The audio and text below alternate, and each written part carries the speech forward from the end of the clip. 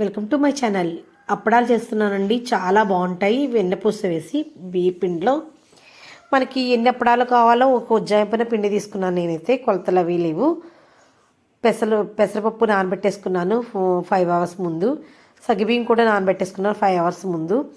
అవి వెన్నపూస కలిపేసి పిండిలోని తర్వాత అప్పడాల్లోని మనకి పెసరపప్పుని సగ్గుబియ్యం వేసేసుకుని కొద్దిగా వాము వేసుకుని అల్లముని పచ్చిమిర్చి కలిపి రుబ్బేసుకుని పేస్ట్ కొంచెం ఉప్పు వేసుకున్నాను, కళ్ళుప్పు దీంట్లో రుబ్బేసుకుని వేసుకున్నాను.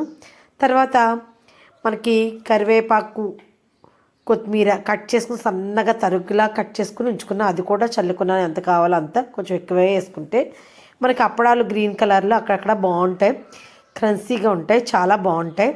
పిల్లలు కూడా చాలా ఇష్టంగా తింటారండి. మా ఇంట్లో అయితే అప్పడాల డబ్బా ముందే ఖాళీ అయిపోతుంది, చాలా బాగుంటాయి. వండేటప్పుడైతే తీయడానికి చాలా కష్టమైంది నాకు వీడియో, ఎందుకంటే నేనే కలుపుకుంటున్నాను పిండి.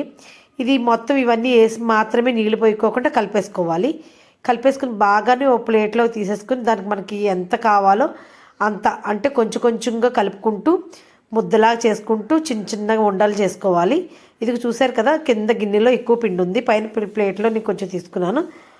కొద్దిగా వాటర్, వేడి నీళ్ళు పోసుకోవచ్చు, చన్నీళ్ళు పోసుకోవచ్చు, ఎలాగైనా చేసుకోవచ్చు. కొంచెం చిన్న ఉండలు చేసుకుని మనకి రోటీ మేకర్ ఉంటుంది కదా, దాని సహాయంతోనన్నా కవర్ వేసి నొక్కుకోవచ్చు అటు ఇటు. లేదంటే మామూలుగా ఏదైనా బాక్స్ ఉంటే పేపర్ మీద మనం నొక్కి అప్పుడల్లా చేసుకుని అవి తీసుకెళ్ళి వేపుకోవచ్చు. మేమందరం చేస్తుంటే పెద్ద చెల్లి తీసుకెళ్ళి వేస్తుంటే చిన్న చెల్లి వేపుతుంది. అప్పడాలు చాలా బాగా వచ్చాయండి.